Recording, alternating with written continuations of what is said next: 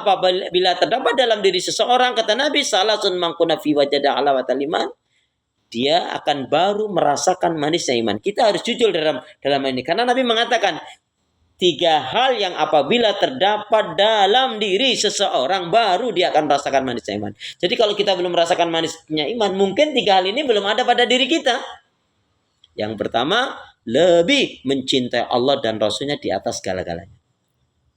Lebih mencintai Allah dan Rasulnya di atas segala-galanya. Rasulullah diingatkan apa? Oleh malaikat Jibril.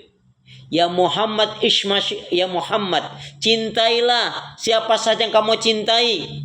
Tapi ingat, kamu akan dipisahkan oleh Allah dengan orang yang kau cintai, atau yang kamu cintai itu apa? Dengan kematian. Mencintai Allah dan Rasulnya di atas segala-galanya. Yang kedua, mencintai saudaranya muslim mukmin karena Allah. Makanya Bu, bertemunya kita, berkumpulnya kita, satu tujuan, mencari mengharapkan keridhaan Allah saja. Ya, mencintai saudaranya muslim mukmin karena Allah, bukan karena dunia atau hawa nafsu atau fisik.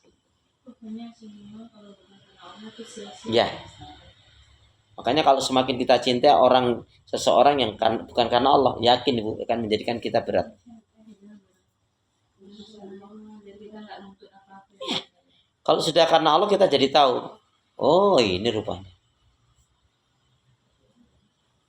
Ya, jadi yang kedua, mencintai saudaranya muslim mukmin karena Allah, bukan karena dunia, bukan karena fisik. Ya. Jadi kalau mohon maaf, kecintaan yang dilandasi semu itu ya begitu, pasti cenderungnya pudar airnya. Ya, kita bukan merasa, tapi kita patut bersyukur ya Bu, kita alhamdulillah.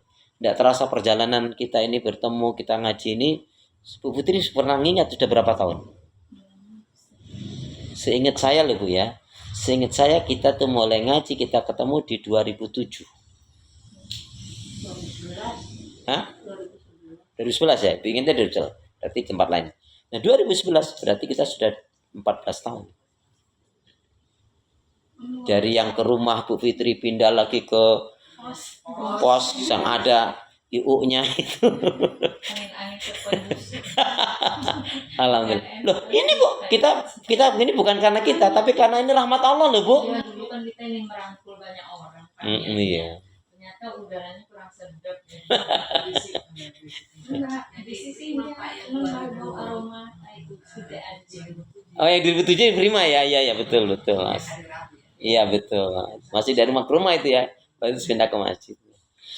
Kemudian Ibu, yang ketiga, yang baru kita akan merasakan manisnya iman, yang ketiga apa? Tertanamnya kebencian dalam kalbu hati kita terhadap kekafiran, kemungkaran, kemaksiatan dan dosa. Tertanamnya dalam kalbu kita kebencian terhadap kekafiran, kemungkaran, kemaksiatan dan dosa. Kemungkaran, kemaksiatan dan dosa. Sebagaimana bencinya kita jika dicampakkan ke neraka. Ya, tertanamnya kebencian dalam kalbu hati kita terhadap kekafiran, kemungkaran, kemaksiatan dan dosa.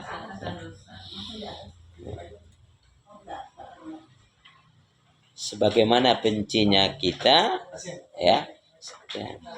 sebagaimana bencinya kita jika dicampakkan ke dalam api neraka. Orang ini mesti imannya mantap.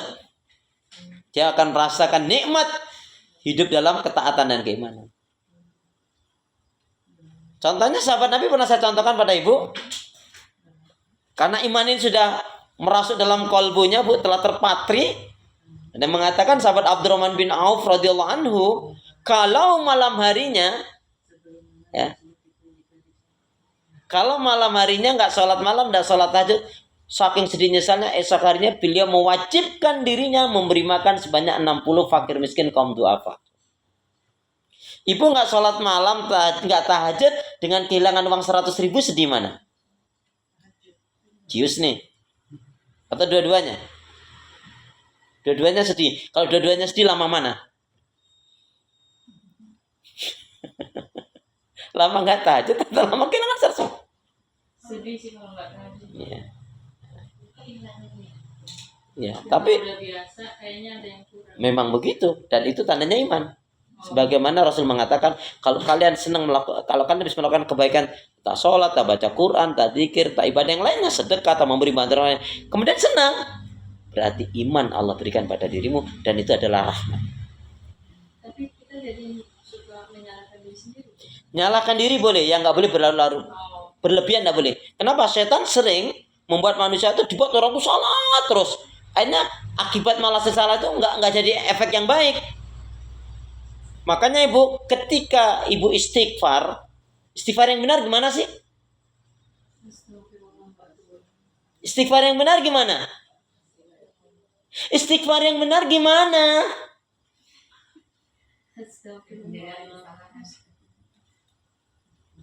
Gimana istighfar yang benar? Iya, memperbaiki dosa.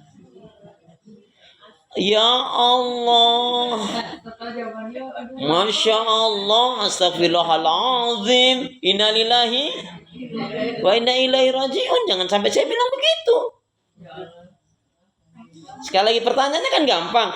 Istighfar yang benar itu gimana?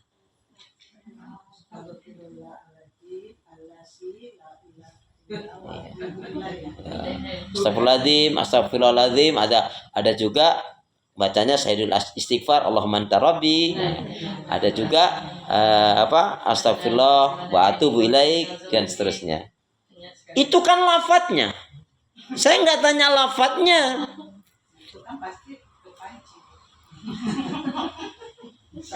Kalau lafadznya yang ibu baca tadi semuanya benar.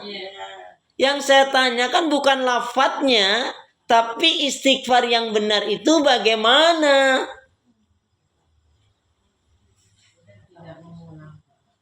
Nggak mulang itu bukannya tobat. Ibu, kalau kita istighfar hanya mengakui kesalahan saja, itu belum istighfar yang benar. Kita baru ego untuk diri kita. Mau tahu istighfar yang benar? Mau tahu istighfar yang benar? Begini penjelasannya. Penjelasannya begini. Istighfar yang benar memang lafadznya seperti astagfirullah, astagfirullahaladzim, wa atubu ilaik. Ya, ditambah la ilaha illa anta dan seterusnya. Ini kuntu minadh dhalimin, astagfirullah. Itu lafadznya ya. Tapi bukan itu yang saya maksud. Jadi istighfar itu bukan hanya berpikir tentang salah dosa kita. Kalau hanya itu kita masih egois. Dan itu belum dikatakan istighfar yang benar. Lalu istighfar yang benar gimana? Ketika kita astagfirullahaladzim, astagfirullah apa? Kita yakin seyakinnya rahmat kasih sayang Allah itu sangat luas sekali.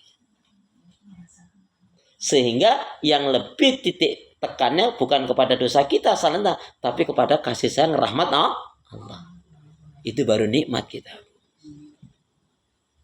Astagfirullahaladzim, apa susahnya bilang begitu? Kalau nggak kita bawa, Allah Maha Pengampun, Allah rahmat kasih sayangnya itu luas sekali, maka kita nggak bisa memaknai, menikmati istighfar itu. You understand? Yes. Masya Allah. Bisa dipahami ya? Itulah istighfar yang benar. Jadi apa jawabnya kata Tuhan? Ya tadi, istighfar yang benar itu bukan hanya sekedar kita astagfirullah, kita menyadari, mengaku kesalahan dan dosa kita. Lebih dari itu, kita merasakan, meyakini bahwasanya kasih sayang rahmat Allah, ampunan Allah itu adalah sangat luas sekali. Makanya kita nggak boleh terlalu menyalahkan diri kita. Karena nggak ada untungnya juga. Nah, itulah yang dibisikkan setan. Yang benar, saya kok jauh dari Allah. Allah nggak pernah jauh dari kita. Makanya tadi, kita punya masalah, kadang-kadang kita membenci orang itu, kita lupa kepada Allah. Coba deh, Bu. Contoh yang paling gampang. Bu, contoh yang paling gampang ya. Ibu dapat ujian musibah, ketipu katakanlah. Dizolimi katakanlah. Ketika tanya, gimana ceritanya Jeng gitu kan? Ada yang tanya itu. Ibu cuma bilang, qadar Allah. Selesai nggak urusan? Lega nggak? Dia tuh kurang ajar dia tuh. Oh, tak bantu tak tolong. Tambah tuh setan bisikan terus. Akhirnya kita melontarkan kata-kata yang nggak baik, ya nggak? Tapi kalau kita astagfirullah, qadarullah, sudah bukan rezeki saya. Mau lebih kita lapang dada kan? Memang belum Allah kendaki kok. Nih, contoh. Anggap ini kue roti. Udah dipegang. Ketika ibu mau lep, anaknya, cucunya minta. Dikasihin nggak? Berarti rezeki siapa? Nah, padahal sudah di tangan. Memang bukan rezeki kita. Itu yang paling gampang, Bu. Ini udah di tangan loh. Tinggal lep. Atau kita baru makan secuil. Berarti memang rezeki yang Allah berikan untuk kita hanya secuil itu. Yang lainnya untuk anak dan cucu.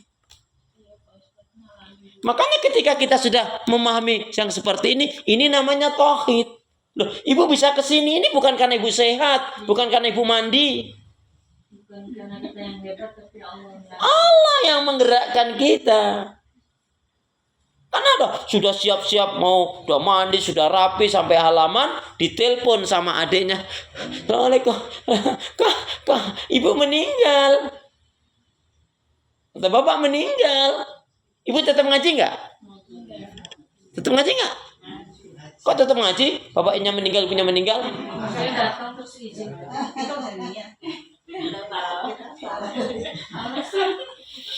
Ya.